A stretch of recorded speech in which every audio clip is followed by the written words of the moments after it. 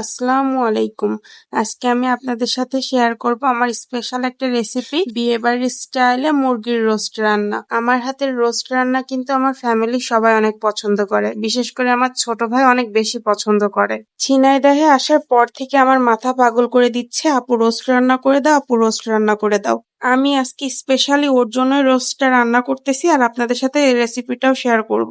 এখানে আমি প্রথমে চিকেনগুলা ভেজে নিয়েছি। চিকেনগুলা খুবই সামান্য করে ভেজেছি। মনে রাখবেন, চিকেনটা বেশি ভাজা হয়ে গেলে কিন্তু ভিতর থেকে একদম ড্রাই হয়ে যাবে, সফটনেসটা একদমই থাকবে না। এবার এই চিকেন ভাজা তেলের মধ্যে হাফ কাপ পেঁয়াজ আর কয়েকটা কিশমিশ দিয়ে ভালোভাবে ভেজে নিয়েছি। পেঁয়াজটা গোল্ডেন ব্রাউন করে ভাজা হয়ে গেলে এর মধ্যে আমি একটা মশলার মিশ্রণ ব্যবহার করব। একটা ব্লেন্ডার জারের মধ্যে কয়েকটা কাঠবাদাম, কাজু বাদাম, 1 চামচের মতো পোস্তদানা আর কয়েকটা কাঁচামরিচ দিয়ে খুব ভালোভাবে ব্লেন্ড করে নিয়েছি। এবার মশলার মিশ্রণটা ভাজা পেঁয়াজের মধ্যে দিয়েছি। এরপর এর মধ্যে হাফ কাপ দই দিয়ে আরো ভালোভাবে মিশিয়ে নিয়েছি। এখানে আমি মিষ্টি দইটা ব্যবহার করেছি, আপনারা চাইলে টক দইটাও ব্যবহার করতে পারেন, কিন্তু আমি রোস্ট রান্নার ক্ষেত্রে সবসময় মিষ্টি দইটা ব্যবহার করে থাকি, এতে স্বাদটা অনেক গুণে বেড়ে যায়। এবার এর মধ্যে একে একে রসুন বাটা, আদা বাটা, পরিমাণ মতো লবণ দিয়েছি আর একটা রোস্টের মশলার প্যাকেট পুরাটাই দিয়ে দিয়েছি। এখানে রোস্টের মশলা 1 প্যাকেটের থেকে আরেকটু বেশি হইলে ভালো হতো, কিন্তু যেহেতু বাসায় আর নেই সেহেতু আমি 1 প্যাকেটই ব্যবহার করেছি। এবার সব মশলাগুলো একত্রে খুব ভালোভাবে কষিয়ে নিয়েছি। যেহেতু মশলার পরিমাণ একটু কম ছিল সেহেতু আমি কিছু মশলা ব্যবহার করব। এখানে কিছু আস্ত গরম মশলা দিয়েছি আর 2টা তেজপাতা দিয়েছি আর দিয়েছি হাফ কাপ টমেটো সস। এবার মশলাগুলাকে খুব ভালোভাবে কষিয়ে নিয়েছি। এর মধ্যে যেহেতু বাদাম বাটা আর মিষ্টি দই অ্যাড করা আছে সেহেতু মশলাটাকে খুব ভালোভাবে নাড়তে হবে, না হলে নিচে থেকে লেগে যাবে।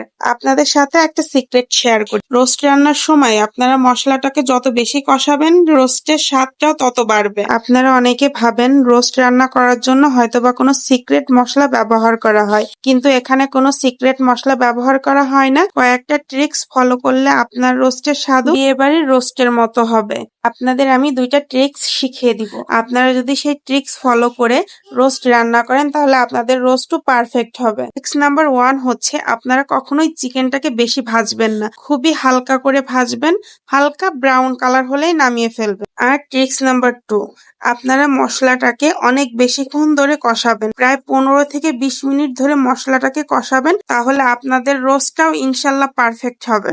আমার চিকেনগুলা খুব ভালোভাবে কষানো হয়ে গিয়েছে। এবার এর মধ্যে গরম পানি অ্যাড করেছি, আপনারা চাইলে এখানে গরম দুধও ব্যবহার করতে পারেন। আমার বাসার অনেকেই গরুর দুধ খায় না, এই কারণে আমি পানিটাই ব্যবহার করেছি।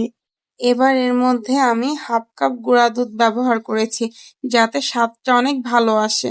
আর একটা কথা, আমার কিন্তু প্রচন্ড ঠান্ডা লেগেছে আর গলার অবস্থাও খুবই খারাপ, এই জন্যই ভয়েসটা অন্যরকম শোনা যেতে পারে। যাই হোক, গুঁড়া দুধটা চিকেনের সাথে খুব ভালোভাবে মিশিয়ে নিয়েছি আর এখন ঝোলটা শুকানো পর্যন্ত অপেক্ষা করতে হবে। আমি কিন্তু এখানে 700 থেকে 800 গ্রাম ওজনের 3টা মুরগি ব্যবহার করেছি, আপনারাও চেষ্টা করবেন 700 থেকে 800 গ্রাম ওজনের মুরগি ব্যবহার করতে। ঝোলের পানিটা অনেকটাই শুকিয়ে এসেছে। এখানে আমি রোস্টের গ্রেভিটা একটু বেশি রাখবো, কারণ সবাই গ্রেভিটাই পছন্দ করে বেশি। আমার রান্না শেষ, চুলা থেকে নামিয়ে উপর থেকে ঘি ছড়িয়ে দিয়েছি। এবার গরম গরম পোলাওয়ের সাথে পরিবেশন করলে যে কেউ আপনার রান্নার ফ্যান হয়ে যাবে। যার জন্য এত কষ্ট করে রান্না করলাম, চলুন তার রিভিউ নেওয়া যাক, তার কাছে কেমন লেগেছে। বাঁধন কেমন হয়েছে রান? জি ভাই, আমরা ভালো। তুমি কয়টা খাওয়া আজকে রোস্ট? আমি মিনিমাম 2টা পারবো না, 2টা মিনিমাম। তুমি তৃপ্তি করে খাও, তোমার আপু আবার রান্না করে দেবো তোমাকে। হ্যাঁ,